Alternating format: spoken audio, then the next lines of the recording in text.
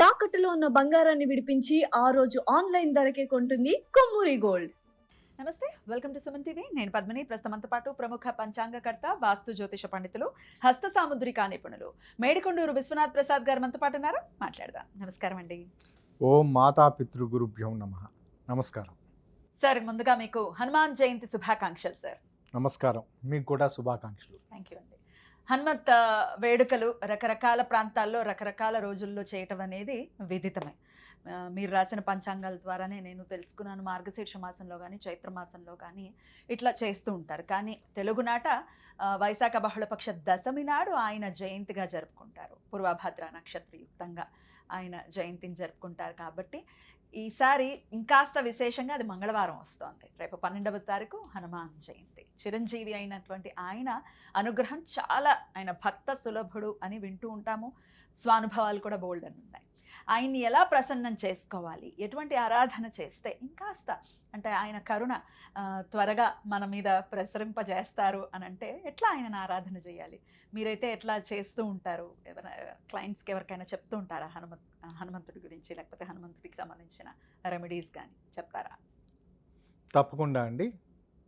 సహజంగా మనకి హనుమంతుడు అని చెప్పినప్పుడు శ్రీరాముడికి సంబంధించి, శ్రీరాముడికి సేవకుడిగా, శ్రీరాముడి భక్తునిగా అది ఒక్కటి మాత్రమే కాకుండా మనకు సంబంధించిన ప్రతి విషయానికి ధైర్యం చెప్పే వ్యక్తిగా, లేదా ధైర్యంగా మనకి ధైర్యాన్ని ఇచ్చే విధంగా మన సహజంగా చిన్నపిల్లలకు కూడా చెప్తూ ఉంటారు. ఎవరైనా వాళ్ళ కళలు ఇటువంటివి వస్తూ ఉన్నప్పుడు, లేదా ఏదైనా దిష్టి దోషాలు ఇటువంటివి ఉన్న సన్నివేశాల్లో హనుమంతునికి సంబంధించిన పూజ చేయించటం, హనుమాన్ చాలీసా చదవటం. మన ఆంధ్ర నాట కాదు, దేశం మొత్తం హనుమంతునికి సంబంధించి భూత ప్రేత పిశాచాలకు సంబంధించిన ఎటువంటి దోషాలున్నా హనుమంతుడు నుంచి రక్షణ ఉంటుంది అనేది నమ్మకం.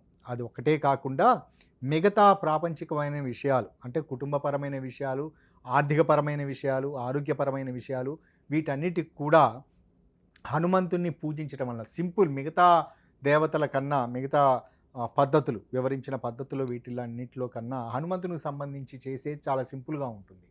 అదేమిటంటే, ఒకటి హనుమంతుడు దేవాలయానికి వెళ్ళటం, వారికి అక్కడ కేవలం ప్రదక్షిణాలు చేస్తూ ఉండటం, ప్రదక్షిణాలు చేస్తున్న సందర్భంలోనే ప్రారంభంలో మన సంకల్పం చెప్పుకోవటం, మనకి కుదిరిన విధంగా, మనకి మనసుకు నచ్చిన విధంగా హనుమంతుని రూపాన్ని మనసులో తలుచుకొని వారికి సంబంధించి సింపుల్గా మనకి హనుమాన్ చాలీసా అందుబాటులో ఉంది.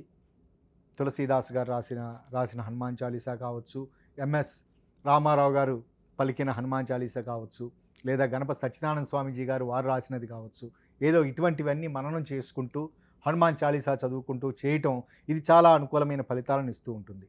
ఇందులో ప్రసన్న ఆంజనేయ స్వామి, ఇందులో రకరకాల ఆంజనేయ స్వామి తత్వాలు ఉన్నాయి. నిజానికి ఆయన ఎప్పుడూ ప్రసన్నుడే. కొన్ని సందర్భాలలో వీరత్వాన్ని ఉగ్రుడయ్యేది, వీరత్వాన్ని చూపించే సన్నివేశాలు కేవలం రాముడి కొరకు, సీతారాముల్ని కలవటం కొరకు కొన్ని సందర్భాలలో ఆయన ఉగ్రుడయ్యాడు. అయిపోయింది. దాని తర్వాత ఎక్కువ సందర్భాలలో ఆయన ధ్యానం చేసుకుంటూ ఉంటారు, రామనామం జపించుకుంటూ ఉంటారు, ఎప్పుడూ ప్రసన్న వదనంతో ఉంటారు. ఇటువంటి తత్వం కాబట్టి వారు సందర్భాన్ని బట్టి, మనం కొలిచే విధానాన్ని బట్టి, ఇందులో కొన్ని సందర్భాల్లో జాతక సమస్యలు ఉన్నప్పుడు, కుజునికి సంబంధించిన దోషాలు ఉన్న సన్నివేశాలలో ఆంజనేయ స్వామి ఉపాసన, ఆంజనేయ స్వామికి చేయటం అనేది చేయటం వలన అనుకూలమైన ఫలితాలు ఉంటాయి. కొన్ని సందర్భాల్లో కోర్టు, న్యాయ చట్టపరమైన సమస్యలకు ఆంజనేయ స్వామిది ఉంటుంది. వివాహ సమస్యలకు, వైవాహిక జీవితంలో భార్యాభర్తల మధ్య ఉన్న సమస్యలు ఏర్పడిన సన్నివేశాలలో ఈ ఆంజనేయ స్వామికి ప్రదక్షిణాలు చేయండి. సింపుల్, ఇటువంటి పరిస్థితులు అన్నీ ఇటువంటి రెమిడియల్ పద్ధతులు చెప్పడం జరుగుతూ ఉంటుంది. ప్రసన్న ఆంజనేయ స్వామి అన్నారు. ఆయనకి రకరకాల అభయ ఆంజనేయ స్వామి అని మనం రకరకాలుగా చూస్తూ ఉంటాం కదా. ఈ నామాలకు కూడా ఏమైనా విశేషం ఉంటుందా సార్? ప్రసన్న వదనంతో ఉండి వచ్చిన వారిని అందరినీ చక్కగా రిసీవ్ చేసుకుని వారికి కావలసిన సహాయం చేసే పద్ధతిని ప్రసన్న ఆంజనేయ స్వామి అంటే, ఒక్కొక్క తత్వంలో మనం ఒక్కొక్క రకంగా ఆ విధంగా. రెండవది అభయ ఆంజనేయ స్వామి, వచ్చిన వాళ్ళందరికీ వెంటనే ఉన్నాను అని అభయం ఇవ్వటం.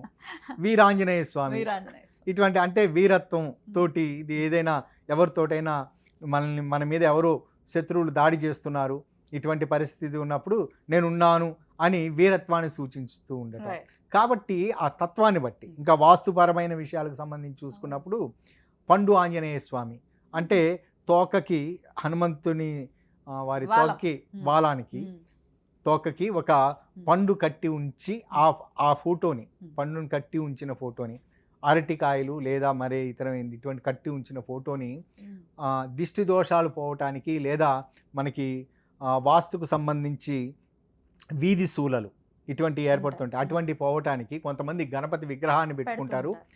కొన్ని సందర్భాలలో ఈ పండు ఆంజనేయ స్వామి బొమ్మ పెట్టుకున్నప్పుడు ఇక్కడ మనకు హనుమాన్ జంక్షన్ అని ఒక ఊరు ఉన్నది, ఆంధ్రాకి తెలంగాణకి మధ్యలో ఉన్నది. అక్కడ తరచూ గతంలో ఎప్పుడో యాక్సిడెంట్స్ అవన్నీ ఎప్పుడో జరుగుతూ ఉన్నాయని ఆంజనేయ స్వామి పెద్ద విగ్రహాన్ని పెట్టి అక్కడ ఆంజనేయ స్వామి వాలానికి అరటిగెల కట్టిన ఒక ఆ విధంగా పెట్టారు. ఆంధ్రప్రదేశ్లోనే కాకుండా చాలా ప్రాంతాలలో జంక్షన్స్ వచ్చిన విజయవాడ జంక్షన్స్ వచ్చిన సన్నివేశాల్లో తరచూ యాక్సిడెంట్లు జరుగుతున్న పరిస్థితులు ఉన్న సన్నివేశాలలో ఆంజనేయ స్వామి విగ్రహాన్ని అక్కడ చేస్తూ ఉన్నారు. కాబట్టి ఇది ప్రత్యేకమైన నమ్మకమే కాకుండా నిజం కూడా. చాలా సన్నివేశాల్లో చాలామంది ఆ విధంగా రెస్క్యూ కాబట్టడం అనేది జరిగింది. ఇక్కడ నా స్వానుభవానికి వచ్చినప్పుడు మా కుటుంబంలో ముఖ్యంగా మా అమ్మగారు నాన్నగారికి సంబంధించిన విషయంలో నేను పుట్టక ముందు మా నాన్నగారు ఒక టాక్సిక్ కిడ్నాపింగ్కి గురయ్యారు. ఎవరో సాధువు ఆయనకి ఏదో మత్తుమందు పెట్టి తనతో పాటు తీసుకొని వెళ్ళారట. ఆ విధంగా ఆయన కొన్ని రోజుల పాటు ఆయన కనిపించకుండా వెళ్ళారు. కొన్ని రోజుల పాటు ఇంట్లో వాళ్ళందరూ వెతికిన తర్వాత మా అమ్మగారికి చెప్పారు, మీరు ఆంజనేయ స్వామి ప్రదక్షిణాలు చేయండి, చేసినట్లయితే మీకు ఖచ్చితంగా అనుకూలంగా మీ వారు మీకు మరలా రీయూనియన్ జరిగే పరిస్థితులు ఉంటాయి, ఎక్కడున్నా తిరిగి వస్తారు అని చెప్పారట. ఆవిడ నిష్టగా ఆంజనేయ స్వామి ప్రదక్షిణాలు చేశారు. ప్రదక్షిణాలు చేసిన ఆ సమయంలో మా నాన్నగారిని ఎవరైతే టాక్సిక్ కిడ్నాపింగ్ చేశారో అతను ఒక సన్యాసి, అతన్ని వెతుక్కుంటూ ఇతను వెళ్ళారు. ఈవిడ ప్రదక్షిణాలు మొదలుపెట్టి అయిపోతున్న సమయానికి ఆ సమయంలో మా నాన్నగారు ఋషికేశ్కి వెళ్ళారట. ఋషికేశ్ వరకు అంటే బహుశా ఇటార్సీ వరకు ట్రైన్లో వెళ్ళారు. అక్కడి నుంచి ఏదో కొన్ని సందర్భంలో కాలినడకన, కొన్ని సందర్భాల్లో ట్రైన్లోనూ ఈ విధంగా వెళ్ళారు.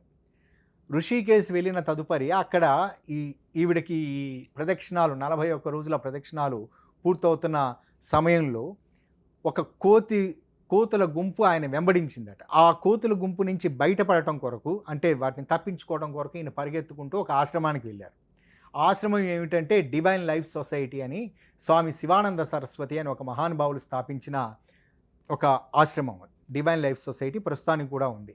అందులో స్వామి చిదానంద సరస్వతి అనే ఒక స్వామీజీ వారు ఉపన్యాసం చేస్తూ ఉన్నారు వచ్చిన భక్తులకి. వీరికి ఈయన కూడా ఆ ఉపన్యాసాన్ని వింటూ ఉన్నారు. ఆ స్వామి చిదానంద వీరిని గమనించి ఇతను బహుశా వాళ్ళకి దివ్య దృష్టిలు ఏవో ఉండుంటాయి, బహుశా చూసి ఇతను బహుశా ఏదో దారి తప్పి వచ్చాడు, ఏదో టాక్సికేషన్లో ఉన్నారు అని ఆయన్ని తర్వాత ఉపన్యాసానంతరం ఆయన పిలిచి ఆయన అడిగారట, మీరు ఎక్కడి నుంచి వచ్చారు, ఏమిటి అంటే ఈయనేమి అదంతా గతం మర్చిపోయిన స్థితిలో ఉన్నారు కదా, ఏమీ చెప్పలేకపోయారు. అప్పుడు ఆయన ఏం చేశారంటే వారికి ఉన్న మూలికా వైద్యం, వారికి తెలిసిన వైద్య విధానాలు ఉపయోగించి పరిపూర్ణంగా తలారా స్నానం చేయించి భోజనం పెట్టి చేసిన తర్వాత ఆయనకి స్వస్థత వచ్చింది. గత 60 రోజులుగా ఆయన మరచిపోయిన విషయాలని అన్నిటిని ఆయన గుర్తు తెచ్చుకొని నేను మా ఇంటికి వెళ్తాను అని చెప్తే వారే టికెట్ కొని వారు ఇంటికి పంపించారట. ఈవిడి కాబట్టి మరలా వారు ఇద్దరు రీయూనియన్ అయ్యారు. ఆ విధంగా మా ఇంట్లో మా బంధువర్గంలో ఇదంతా మా అమ్మగారు నాన్నగారు ఎప్పుడు దాని గురించి చెప్తూ ఉంటారు. ఆ విధంగానే నాకు ఆంజనేయ స్వామి ప్రదక్షిణాలు చేస్తూ ఉండటం వలన ఇటువంటి మంచి ఫలితం వచ్చిందని మా అమ్మగారికి చాలా నమ్మకం, మా నాన్నగారికి కూడా నమ్మకం. మా నాన్నగారు రీసెంట్గా చనిపోయేంత వరకు కూడా సంధ్యావందనంతో పాటుగా హనుమాన్ చాలీసా రెగ్యులర్గా చదువుతూ ఉండేవారు. ఆయనకి అంత పరిపూర్ణమైన నమ్మకం.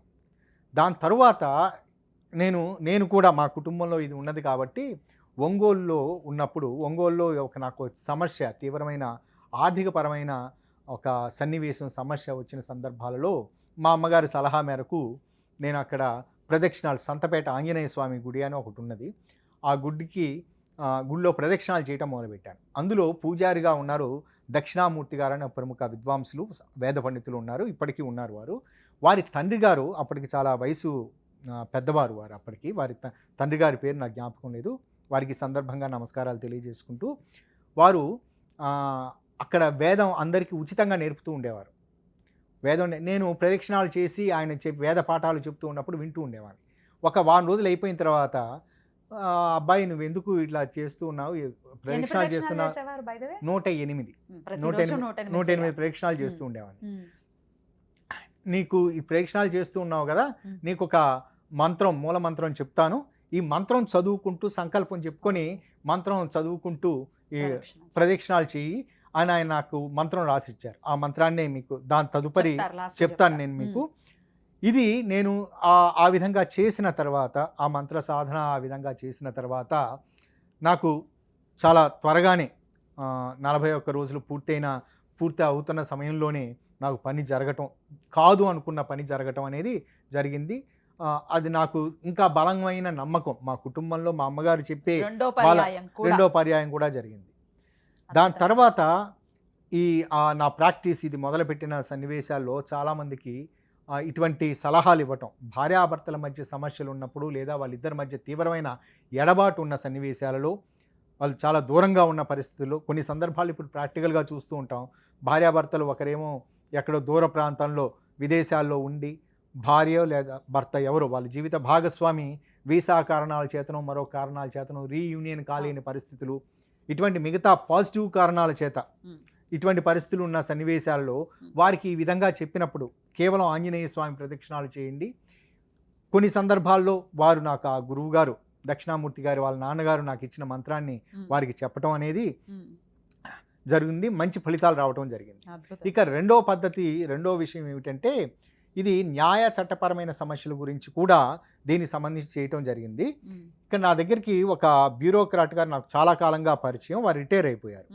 రిటైర్ అయిపోయిన తర్వాత అనుకోని విధంగా ఆయన మీద వారి వృత్తి నిర్వహణకు సంబంధించిన విషయాలు, విధి నిర్వహణకు సంబంధించి జరిగిన ఏదో పొరపాట్ల కారణం చేత, వీరేం పొరపాటు చేయలేదు, కారణం చేత అది కోర్టు కేసులు అయ్యాయి. ఆ సమయంలో ఆ కోర్టు కేసుల్లో ఉన్న సమయంలో ఆయన అది బెంచ్కి రీచ్ అవుతున్న సమయంలో ఆయన తీవ్ర ఒత్తిడికి గురవుతున్నారు. తన మీద అది నేరారోపణ నిజమయ్యి తను ఏమన్నా జైలుకు వెళ్ళవలసిన పరిస్థితి ఈ విధంగా వస్తుందా అనేది. అదే సమయంలో వారి శ్రీమతి గారికి గుండెకి సంబంధించిన అనారోగ్యం, హార్ట్కి సంబంధించిన ప్రాబ్లం ఈ విధంగా ఉన్నది, దానికి సంబంధించి వారికి సర్జరీ చేయాలి అని చెప్పారు. ఇటువంటి సన్నివేశంలో వారు నాకు రెగ్యులర్గా కలుస్తున్నప్పటికీ ఒకరోజు తీవ్రంగా బాధపడుతూ కలిశారు. ఇదే సమయంలో నాకు కోర్టుకి సంబంధించింది ఏదన్నా ఆ విధంగా నాకు వ్యతిరేకంగా వస్తే నా భార్యకి ఆపరేషన్ చేయించడం, అటువంటి పరిస్థితిలో నేను అందుబాటులో ఉండను, నేను ఉండాలి కదా, ఇప్పుడు చాలా సంకట స్థితిలో ఉన్నాను, ఇటువంటి సమయంలో ఏం చేయాలో పాలుపోవట్లేదు అని.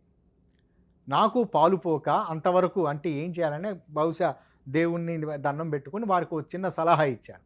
ఏమిటంటే మన్యుసూక్త పారాయణతోటి ప్రతి మంగళవారం ఆంజనేయ స్వామికి ఆకు పూజ చేయించండి అని చెప్పాను. అది చెప్పి ఇంచుమించు ఒక 2 సంవత్సరాలు అయింది. వారు 2 సంవత్సరాల నుంచి ఆ విధంగా కంటిన్యూగా చేస్తూ ఉన్నారు. దాని తర్వాత ఈ ఆరోగ్యపరమైన సమస్యకి ఏం చేయాలి అని చెప్తే, మీరు డాక్టర్ని కలవండి, డాక్టర్ గారు ఎలా చెబితే వారు చెప్పినట్లుగా ఫాలో అవుతూ ఉండండి, అది ఇంక మిగతా దేవుడే చూసుకుంటారని. వారి వయసు ఇంచుమించు 65 సంవత్సరాలు చిల్లర ఉంటాయి, వారి శ్రీమతి గారి వయసు 60 సంవత్సరాలు. ఆ విధంగా చేసిన తర్వాత రీసెంట్గా ఈ మధ్యకాలంలో మరలా కలిశారు. ఏమిటంటే వాళ్ళకి ఇప్పటికీ అది కొనసాగిస్తూ ఉన్నారట. ఏమిటంటే ఆవిడ సర్జరీకి సంబంధించి హాస్పిటల్కి వెళ్ళటం, హాస్పిటల్లో జాయిన్ కావటం, లంగ్ కెపాసిటీ సరిగ్గా లేదు ఈ సమయంలో సర్జరీ చేయటానికి, కాబట్టి వచ్చే నెలకి పోస్ట్ పోన్ చేద్దామని డాక్టర్లు చెప్పటం, ఆ విధంగా రకరకాల వైద్యులను వారు సంప్రదిస్తూ ఉన్నప్పుడు చిట్ట చివరికి జరిగినది ఏమిటంటే, ఈ మధ్యకాలంలో వారు కలిసినని చెప్పింది, ఈ కోర్టుకు సంబంధించిన విషయాలలో వీరికి ఊరట లభించిందట, దాని నుంచి భవిష్యత్తులో భయపడవలసిన అవసరం లేదు అని హామీ లభించిందట. రెండవది వారి శ్రీమతి గారికి సంబంధించి వారికి డాక్టర్లను కలిశారు. మీరు ఎంతకాలంగా ఉంటున్నారు కదా, ఇది మెడికల్ మేనేజ్మెంట్ తోటి ఇది సాల్వ్ అవుతుంది, దీనికి సర్జరీ చేయాల్సిన అవసరం లేదు, కాబట్టి దీనికి కేవలం ఆహారపు అలవాట్లో చిన్న మార్పులు తీసుకుంటూ ఈ మందులు వాడితే సరిపోతుందని 2 సంవత్సరాల తర్వాత చెప్పారట. వాళ్ళు చాలా రిలాక్స్డ్గా ఉన్నట్లుగా ఈ మధ్యకాలంలో ఒక వారం 15 రోజుల క్రితం వారు కలిసినప్పుడు చెప్పారు. కాబట్టి మన్యుసూక్త పారాయణ, ఆకు పూజ ఇది చాలా చక్కటి అనుకూలమైన ఫలితాలను ఆంజనేయ స్వామికి ఇస్తుంది. కాబట్టి వీటన్నిటినీ వివరించే క్రమంలో ఏమిటంటే కేవలం ఆంజనేయ స్వామి, ముఖ్యంగా ఆంజనేయ స్వామి యొక్క తత్వం లేదా ఆ పాత్ర వివరణ, రూపవర్ణన ఇదంతా సీతారాములను కలపటం కొరకు, అంటే భార్యాభర్తలను కలపటం కొరకు. కొన్ని సందర్భాల్లో భార్యాభర్తలుగా కాబోయే వారిని కలపటం కొరకు, అంటే పెళ్లి కాని పరిస్థితుల్లో, అంటే కొన్ని జాతకాలలో కుజదోషం అనే ఒక ప్రత్యేకమైన అవలక్షణం ఉన్నదనే భావనతోటి చాలామంది చాలా పెళ్ళిళ్ళు జాప్యత జరుగుతూ ఉంటుంది. అంటే జాతకాలని విపరీతంగా నమ్ముతున్న వాళ్ళు కేవలం ఈ కారణం చేత వాళ్ళ పిల్లలకి సరైన సంబంధాలు ఇటువంటి చాలా కుటుంబాల్లో చూస్తూ ఉన్నాం. ఇటువంటివన్నీ తొలగిపోవటానికి కూడా ఆంజనేయ స్వామి ఆరాధన ఉపయోగపడుతుంది. ఇందులో ప్రదక్షిణాలు చేసే క్రమంలో 108 సార్లు ప్రదక్షిణం చేస్తూ ఉండటానికి, లెక్క పెట్టుకోవటానికి కొంతమంది ఒక్కొక్క పద్ధతిని ఉపయోగిస్తూ ఉంటారు. ఇందులో ఏమిటంటే చాలామంది కొంతమంది చెప్తూ ఉన్నది ఏమిటంటే మిరియాలతోటి ప్రదక్షిణం చేయటం వల్ల త్వరితగతిన ఫలితాలు వస్తాయని, కానీ దాని సైడ్ ఎఫెక్ట్ కూడా ఉంటుంది అని చెప్తూ ఉన్నారు. ఏమిటంటే విపరీతమైన ఒళ్ళు మంటలు వస్తూ ఉంటాయి అని. కాబట్టి సాత్వికమైన పద్ధతుల్లోనే వెళ్దాం. మనకి అనుకునే విధంగా తులసి మాల ఉంటే తులసి వాటితోటి లెక్క పెట్టుకుంటూ 108 నిమిషాలు ప్రదక్షిణం చేయటం ఇది అనుకూలమైన ఫలితాలను ఇస్తుంది. ఇక నాకు ఆ గురువు గారు దక్షిణామూర్తి గారు వాళ్ళ నాన్నగారు నాకు ఇచ్చిన మంత్రాన్ని నేను వివరిస్తాను. ఓం ఐం శ్రీం నమో భగవతే మహాబలాయ ఆంజనేయాయ స్వాహ. ఈ మంత్రాన్ని చదువుకుంటూ వారు 108 సార్లు ప్రదక్షిణం చేయటం, లేదా ఇంట్లో కుదిరిన సందర్భాల్లో ప్రదక్షిణాలు కాకుండా ఇంట్లో ఉన్న సందర్భాల్లో ఆంజనేయ స్వామికి జపమాల ఏదన్నా పెట్టుకుని సంకల్పం చెప్పుకొని ఈ మంత్రాన్ని చేయటం ఇది అనుకూలమైన ఫలితాలు ఇస్తుంది. దీక్షగా చేస్తున్న వారు ఆ 41 రోజుల పాటు పరిపూర్ణంగా నేల పడక చేస్తూ ఉండటం, అది ఒక దీక్షగా చేయటం. మరొక పద్ధతి ఏమిటంటే సుందరాకాండ పారాయణ కూడా ఆంజనేయ స్వామికి సంబంధించి ఆర్థికపరమైన ఇబ్బందులు నుంచి బయటపడటానికి, కుటుంబపరమైన సమస్యల నుంచి బయటపడటానికి సుందరాకాండ పారాయణ కూడా చక్కగా ఉపయోగపడుతుంది. ఇంకేమైనా నియమాలు ఉంటాయండి? బ్రహ్మచర్యం పాటించడం సహజంగా ఆంజనేయ స్వామికి సంబంధించి ఆంజనేయ స్వామి బ్రహ్మచారి కాబట్టి వీటికి సంబంధించి ఆంజనేయ స్వామికి ఏదైనా చేస్తున్నప్పుడు పరిపూర్ణమైన నిష్ఠ, ఆ నిష్ఠలో బ్రహ్మచర్యం పాటించడం ఉంటుంది. ఆ తదుపరి ఆహార నియమాలకు సంబంధించి పూర్తి శాకాహారం తీసుకోవటం అనేది ఉంటుంది. ఇది చేసిన సందర్భంలో ఖచ్చితంగా వారికి అనుకూలమైన ఫలితాలు ఉంటాయి. ఈసారి మంగళవారంతో కూడి వస్తుంది, ఒకంత రద్దీగా ఉన్నప్పటికీ ఆ రోజు నుంచి మొదలు పెట్టుకోవచ్చు కదండి. రద్దీగా ఉండటం దేవాలయాల్లో ఉంటుంది. దేవాలయాలకు వెళ్ళలేని పరిస్థితుల్లో ప్రదక్షిణాలు ఆ రోజు చేయలేని పరిస్థితుల్లో చేయలేము అనుకుంటే ఎప్పుడు చేయగలం, మనం చేద్దాం. రైట్ అండి, ఖచ్చితంగా. అయితే ఇంకొకటి, ఆయన గుడి ఒకవేళ అవైలబుల్గా లేదు అంటే, ఆయన గుడి లేకుండా ఇక్కడ మన భారతదేశంలో అయితే ఉండదు, కానీ ఇతర దేశాల్లో ఉన్న వాళ్ళకి ఒక్కొక్కసారి ఉండదు. ఆయన పటాన్ని పెట్టుకుని దానికి కూడా ప్రదక్షిణలు చేస్తే తత్ఫలితం ఉంటుంది, ఖచ్చితంగా ఉంటుంది. ప్రపంచంలో కూడా చాలా మంది, బరాక్ ఒబామా కూడా ఆంజనేయ స్వామిని పెట్టుకుని ఆయన మంకీ గాడ్ అని చెప్పి, వాళ్ళకి తెలియదు కదా, కానీ మంకీ గాడ్ అని చెప్పి ఆయన జేబులో పెట్టుకొని ఉంటారు అని చెప్పి ఒక వీడియో కూడా తెగ వైరల్ అయింది. ఆయన చిరంజీవి, ఆయనకి అబద్ధాలు ఏమిటి? ఇక్కడ ఈ ప్రస్తావన వచ్చినది కాబట్టి ఇది కేవలం మన హిందూ సాంప్రదాయాల్లో మాత్రమే ఆంజనేయ స్వామిని ఈ విధంగా అనుకుంటూ ఉంటాం, కానీ అది లాటిన్ అమెరికా ప్రాంతంలో వారికి ఇక్కడ ఆంజనేయ స్వామి పోలిక ఉండే ఒక ప్రత్యేకమైన రూపం ఉంటుంది. ఆ రూపంతో వారు ప్రత్యేకంగా వారు ధ్యానం చేయటం, పూజ చేయటం, కేవలం ఆరాధన చేయటం అనే సాంప్రదాయం కూడా లాటిన్ అమెరికా ప్రాంతంలో ఉంది. ఇప్పుడు అమెరికా ప్రాంతంలో చాలా ప్రాంతాల్లో ఆ తత్వం అనేది కూడా ఉంది. పోలి ఉండటం అంటే ఆయనే ఇంచుమించు అంతే. అద్భుతం సార్, చాలా చక్కటి విషయాల్ని తెలియజేశారు. చాలా సంతోషం అనిపించింది ఇది తెలుసుకోవటం. ఖచ్చితంగా ఈ ఇబ్బందుల నుంచి బయటపడలేకపోతున్నాము, అంటే దిగ్బంధంలో ఉంది మా జీవితాలు అనుకున్నప్పుడు ఖచ్చితంగా చిరంజీవి కాపాడి తీరుతారు. సో ఖచ్చితంగా చేసుకుందాం మనందరం ఆయన ఆరాధనని. చాలా చాలా కృతజ్ఞతలని మరొకసారి మీకు హనుమాన్ జయంతి శుభాకాంక్షలు తెలియజేస్తూ నమస్కారం.